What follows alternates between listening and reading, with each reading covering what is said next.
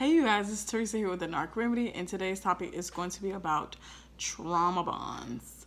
But before we jump into the topic, I want you guys to like, comment, and subscribe. Share the video, you guys. Share the video so we can grow. And also, put your notification bells on so you guys can be notified every time I post new content like this. Let's begin. Okay, so you guys, trauma bonds. This probably will be like a 2 or 3 part series because there's so much to cover on trauma bonds. There's what is trauma bonds, the signs of trauma bonds. I would like to give you guys real life personal experiences of mine of, the traumas that bonded me to the narcissist, and also signs that you're breaking the trauma bonds. Okay, you guys? So what is a trauma bond? A trauma bond happens when an abused partner becomes emotionally attached to the abuser. These bonds may form after months, years of repeated assault, but they can happen after one instance. Patterns of abuse followed by periods of remorse can lead to a trauma bond because this remorse can give false hope that the abuser will change their ways. I always say they abuse you, then they soothe you. Okay, for example, popping a toddler on their hand for doing something. Then you give them a cookie to make them be quiet and stop crying. Well, you just abuse them by popping them, and now you want to soothe them by giving them a cookie so they can hush. You get used to and addicted to the abuse or trauma and think that the narcissist is your safe haven. But in actuality, they're the ones who cause the trauma. You're not going through it, they're putting you through it. They meant to create this trauma bond, this emotional roller coaster, you guys, just so you can stay hooked while they future fake. Me personally, I feel like the trauma bond is the reason why we stay way past the love bombing stage.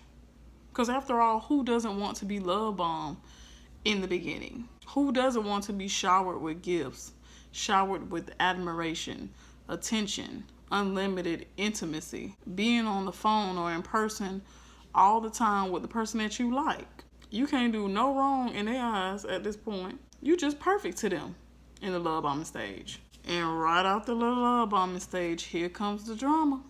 So you guys, I'm going to give you some signs that you're trauma bonded, okay? Number 1, you know they're abusive and manipulative, but you can't seem to let them go. You ruminate over the incidents of abuse. You engage in self-blame, and the abuser becomes the sole source of your self-esteem and self-worth. You walk on eggshells trying to please this abuser, even though they give you little in return, except for crumbs of affection and more pain. Number 3, you feel addicted to them and you don't know why. You need their validation and approval. Looking to them as the source of comfort after incidents of abuse. This is evidence of a strong biochemical and psychological attachment to them. So I felt addicted when, we had sex and then he gave me money. So he would abuse me by, verbally abuse me, and then we would have sex and then he would give me money. Then I'm satisfied. I'm soothed. Number 4, you defend your abuser and keep their evilness a secret. You might refuse to press charges against them or defend them against family members who call them toxic. You even present your relationship as happy. Number 5, even when you attempt to leave the abuser, you give in to the abuser's fake remorse, crocodile tears, child, and claims to change for the future. This is the future faking y'all. Number 6, you develop self-sabotaging behaviors and might engage in some form of self-harm. Number 7, you are willing to lower your standards time and time again for this toxic person, accepting what you previously believed was unacceptable. Number 8, you change your own behaviors, appearances, or personality in attempt to meet the abuser's moving goalposts, although the abuser rarely changes their behavior to please you. Now for me, you guys, my ex Narc, he liked ratchet girls, so I started acting ratchet because I thought that's what he liked. And I did more sexual things to try to please him, but in actuality, I probably was turning him off.